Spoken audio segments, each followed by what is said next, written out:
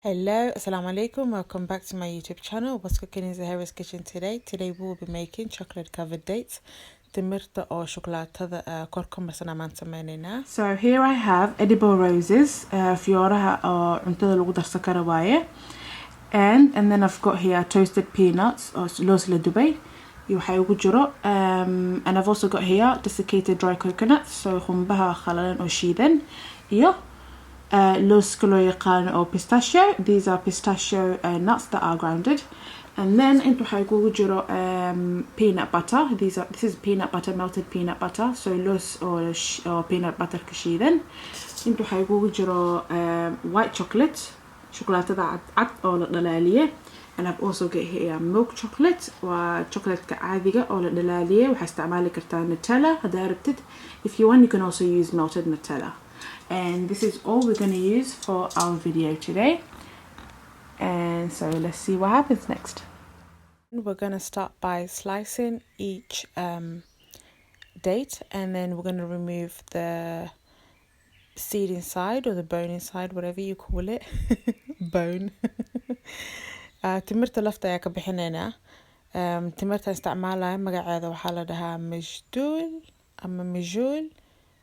I don't know if I'm pronouncing it correct or not, but yeah. And then timirtan is really meaty and really good. Timir fiican waaye. Timirtan I think waa Palestinian. So timirta dhexda ka bixinaysa lafta markaa bixisid waxaa rabtaa ku ridi kartaa. Sida ujeedin loos ayaan ku riday. Hadaa rabtid waxaa kaloo ku daray peanut butter, looska oo ku jiro caagagta oo loogu talagalay rootiga ismariska ah, ama waxaa rabtaa marsan kartaa, waxaa rabta gudaha gasho hadaa rabtid, chocolate ku dhex shub. So what I've used here is peanut butter, and the type of dates I think I've already mentioned are vegetable dates. And inside my dates I'm filling them in with peanut butter. You can use any type of filling you like. You can put in chocolate, nuts, dried fruits, or whatever you like. But my preference are nuts. You can use almond nuts, any type of nut. And then in this section, as you can see, we're going to cover our dates with chocolate. qaybtan sidaad u jeedin hada shukulatada marinayna.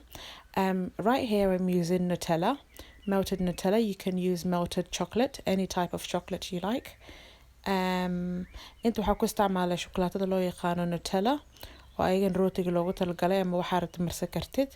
Haddaad Nutella ku yaalin waxaa isticmaali kartaa any shukulaato oo la dhalaaliye korka marinaysaa.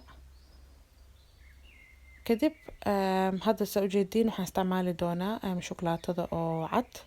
Now I'm using white chocolate to cover my nuts. You can use whatever chocolate you like. You can use dark chocolate if you want. And yeah, it's all up to you. And then I'm just making this into half and half. My recipe was made me 16 dates. So aswada darkeygii wuxuu iskugu imaaday 16 xabo oo timir ah. Haddaad rabtid shukulaatada waa badin kartaa. kadib intuu qoyan yahay ayaa sharxaadaada kor u marinaysaa. Make sure that your chocolate is still wet when you're decorating it to get the perfect decorations that you want and the patterns that you choose to have on your dates. You can do whatever you want. It's all up to you. I should have waited for my Nutella to set, because as you can see from here, my Nutella was still drooling and it was really melting, and I was still going on, making patterns, and my patterns didn't look as pretty as I wanted them to look. But it's all good, they all look cute. They look like mini Easter eggs. And then now waxaa isticmaaleyna qumbihii qaleelka ahay akor ku sharxaysaa intuu shukulaatada ay qoyaan tahay.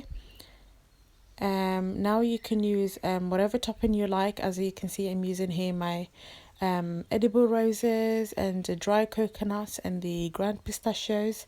As you can see, these colors complement each other.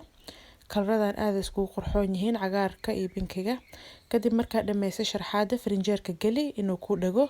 Now you're going to freeze your dates, and voila, here we are, all done. Look how beautiful these look. So thank you so much for watching. Waa ku mahadsantihiin aad fiirsateen. Happy early Eid Mubarak, and I really hope that you love this recipe and tutorial, and this will be the best thing to put on your Eid table. Seriously, it looks so beautiful. See you guys on my next video. Don't forget to like, subscribe and share, and don't forget to comment on anything that you want to ask, and see you soon. Bye bye.